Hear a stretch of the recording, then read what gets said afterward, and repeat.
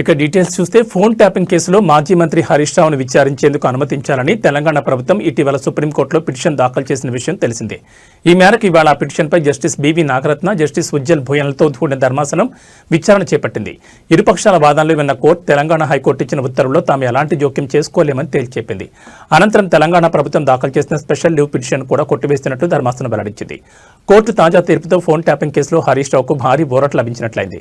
కాగా డిసెంబర్ 2024లో సిద్దిపేటకు చెందిన వ్యాపారి గంధగోని చక్రధర్ గౌడ్ గత బీఆర్ఎస్ ప్రభుత్వ హయాంలో మాజీ మంత్రి హరీష్ రావు ఆదేశాల మేరకు అప్పటి పోలీసు అధికారులు తన ఫోన్ అక్రమంగా ట్యాప్ చేశారని, తనను మానసికంగా వేధించి భయభ్రాంతులు గురిచేశారని పంజగుట్ట పోలీసులకు ఫిర్యాదు చేశారు.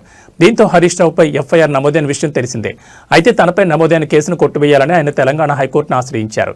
దీంతో ఆయన పిటిషన్పై విచారణ చేపట్టిన హైకోర్టు కేసులో తగిన ఆధారాలు లేవని పేర్కొంటూ 2025 మార్చి 20న ఆ కేసును కొట్టివేసింది. ఈ క్రమంలోనే హైకోర్టు తీర్పును సవాల్ చేస్తూ రాష్ట్ర ప్రభుత్వం సుప్రీంకోర్టులో పిటిషన్ దాఖలు చేసింది. కేసు విచారణ కీలక దశలో ఉన్నందున మాజీ మంత్రి హరీష్ రావును విచారించేందుకు అనుమతి ఇవ్వాలని ప్రభుత్వం సుప్రీంకోర్టును అభ్యర్థించగా ఇవాళ ధర్మాసనం విచారణ చేపట్టి పిటిషన్ కొట్టివేసింది.